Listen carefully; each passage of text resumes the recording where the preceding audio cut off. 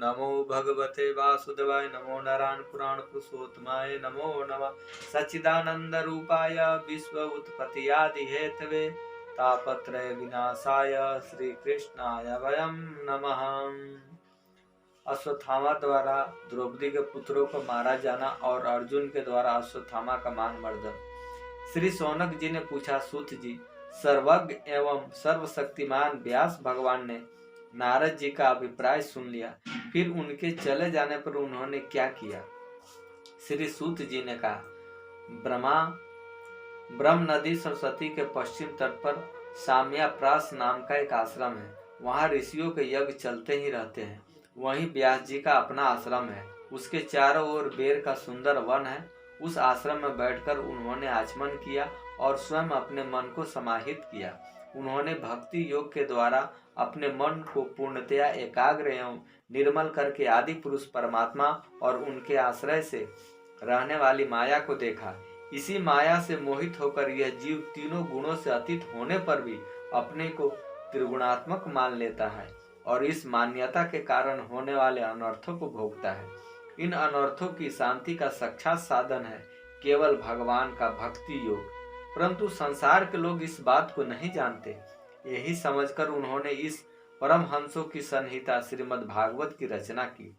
इसके श्रवण मात्र से पुरुषोत्तम भगवान श्री कृष्ण के प्रति परम प्रेममयी भक्ति हो जाती है, जिससे जीव के शोक मोह और भय नष्ट हो जाते हैं। उन्होंने इस भागवत संहिता का निर्माण और पुनरावृत्ति करके इसे अपने निवृत्त प्राण पुत्र श्री सुखदेव जी को पढ़ाया।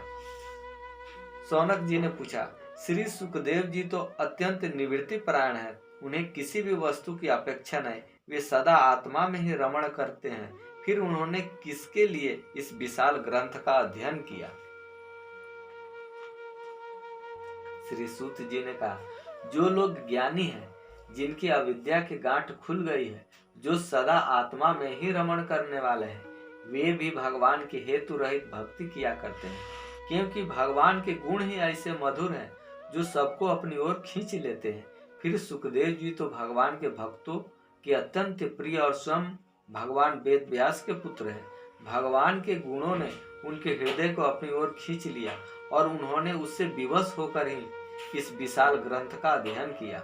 शौनक जी, अब मैं राज ऋषि परीक्षित के जन्म, कर्म और मोक्ष की तथा पांडवों के सर्वांगरोहण की कथा सुनाता हूँ, क्योंकि इन्हीं से भगवान श्री कृष्ण की अनेकों कथाओं का उदय होता है। जिस समय महाभारत युद्ध में कौरव और पांडव दोनों पक्षों के बहुत से वीर वीरगति को प्राप्त हो चुके थे और भीमसेन के गदा के प्रहार से दुर्योधन की जांघ टूट चुकी थी, तब अश्वत्थामा ने अपने स्वामी दुर्योधन का प्रिय कार्य समझकर द्रौपदी के सोते हुए पुत्रों के सिर काटकर उन्हें भेंट किया। यह घटना दुर्योधन को भी अप्रिय लगी, क्योंकि ऐसे नीच कर्म की सभी निंदा करते हैं।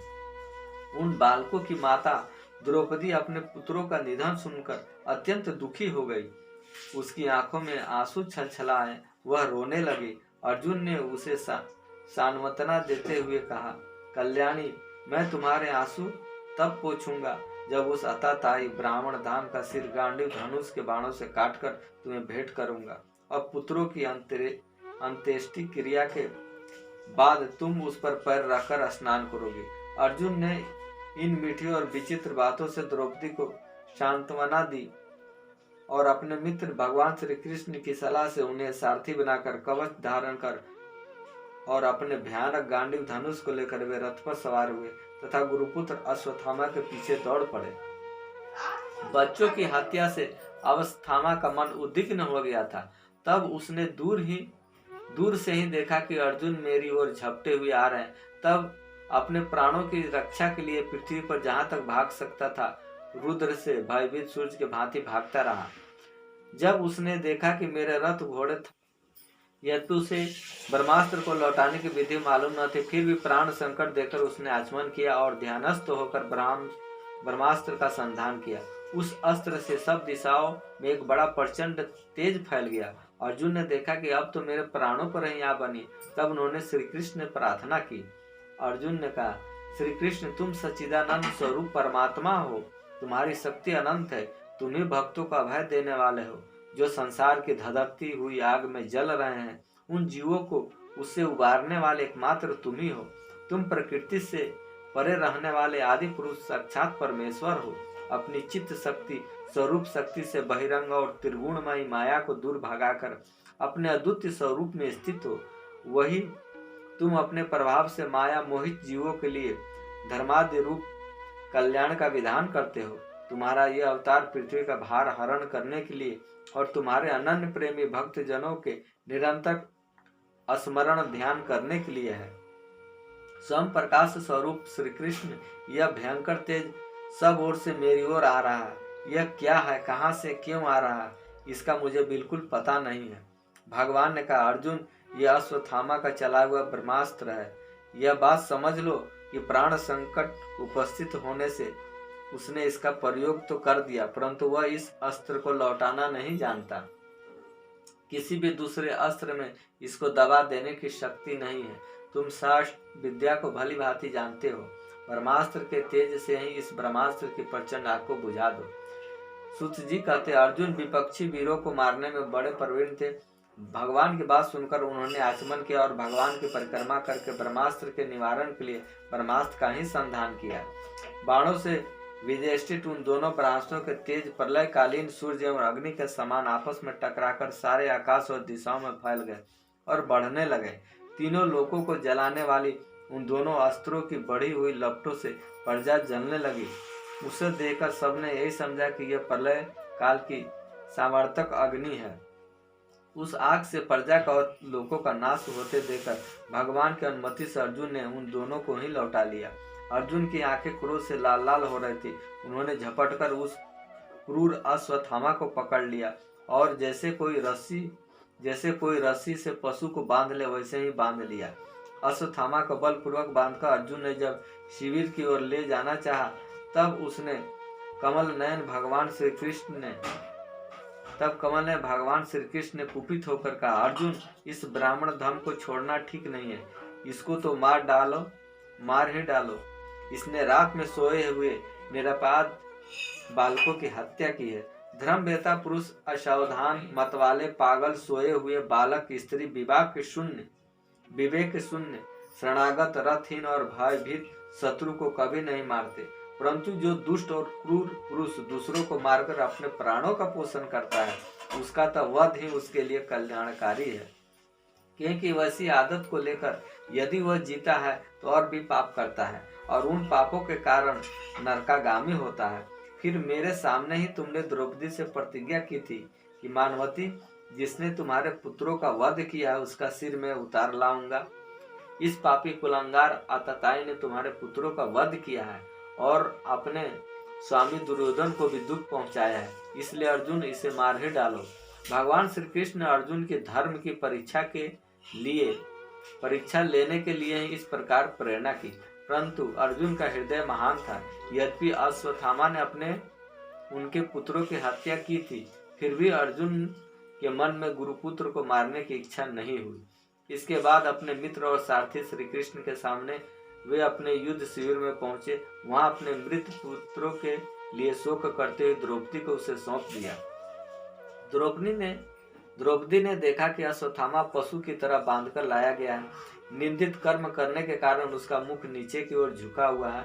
अपना अनिष्ट करने वाले गुरुपुत्र अश्वत्थामा को इस प्रकार अपमानित देखकर द्रौपदी का कोमल हृदय कृपा से भर आया और उसने अश्वत्थामा को नमस्कार किया।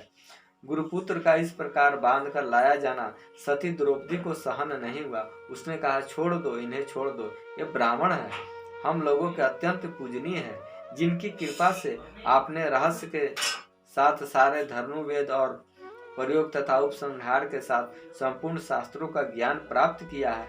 वे आपके आचार्य द्रोण के ही पुत्र के रूप में आपके सामने खड़े हैं। उनकी अर्धांगिनी कृपी अपने वीर पुत्र की ममता से ही अपने पति का अनुगमन नहीं कर सकी। वे अभी जीवित है। महाभाग्यवान आर्यपुत्र, आप तो बड़े धर्मज्ञ हैं। जिस गुरु वंश की नित्य पूजा और वंदना करनी चाहिए, उसी को व्यथा पहुंचाना आपके योग कार्य नहीं है। जैसे अपने बच्चों के मर जाने से मैं दुखी होकर रो रही हूँ और मेरे आंखों से बार बार आंसू निकल रहे हैं, वैसे ही इनकी माता पतिव्रता गौतमी न रोए। जो उच्च श्रृंखल राजा अपने कृतकृत्यों से ब्राह्मण कुल को कुपित कर देते हैं, वह कुपित ब्राह्मण कुल उन राजाओं को सपरिवार शोकाग्नि में डालकर शीघ्र ही भस्म कर देता है। सूत जी ने कहा, शौनक जी ऋषियों, द्रौपदी की बात धर्म और न्याय के अनुकूल थी, उसमें कपट नहीं था, करुणा और समता थी। अतएव राजा युधिष्ठिर ने रानी के इन हित भरे श्रेष्ठ वचनों का अभिनंदन किया। साथ ही नकुल, सहदेव, सात्यक, अर्जुन, स्वयं भगवान श्री कृष्ण और वहां पर उपस्थित सभी नर नारियों ने द्रौपदी के बात का समर्थन किया। उस समय क्रोधित होकर भीमसेन ने कहा, जिसने सोते हुए बच्चों को न अपने लिए और न अपने स्वामी के लिए बल्कि व्यर्थ ही मार डाला, उसका तो वध ही उत्तम है। भगवान श्री कृष्ण ने द्रौपदी और भीमसेन की बात सुनकर और अर्जुन की ओर देखते हुए हंसते हुए ये कहा। भगवान श्री कृष्ण बोले, पतित ब्राह्मण का भी वध नहीं करना चाहिए और अतताई को मार ही डालना चाहिए। शास्त्र में मैंने ये दोनों बातें कही, इसलिए मेरी दोनों आज्ञाओं का पालन करो। तुमने द्रौपदी को सांत्वना देते समय जो प्रतिज्ञा की थी उसे भी सत्य करो। साथ ही भीमसेन, द्रौपदी और मुझे जो प्रिय है वह भी करो। सूत जी कहते, अर्जुन भगवान के हृदय की बात तुरंत ताड़ गए और उन्होंने अपनी तलवार से अश्वत्थामा के सिर की मणि उसके बालों के साथ उतार ली। बालकों की हत्या करने से वह श्रीहीन तो पहले ही हो गया था, अब मणि और ब्रह्म तेज से भी रहित हो गया। इसके बाद उन्होंने रस्सी का बंधन खोलकर उसे शिविर से निकाल दिया। मुड़ देना, धन छीन लेना और स्थान से बाहर निकाल देना, यही ब्राह्मण धर्मों का वध है। उनके लिए इससे भिन्न शारीरिक वध का विधान नहीं है। पुत्रों की मृत्यु से द्रौपदी और पांडव सभी शोकातुर हो रहे थे। अब उन्होंने अपने मरे हुए भाई बंधुओं को दाहाग्नि अंत्येष्टि क्रिया की।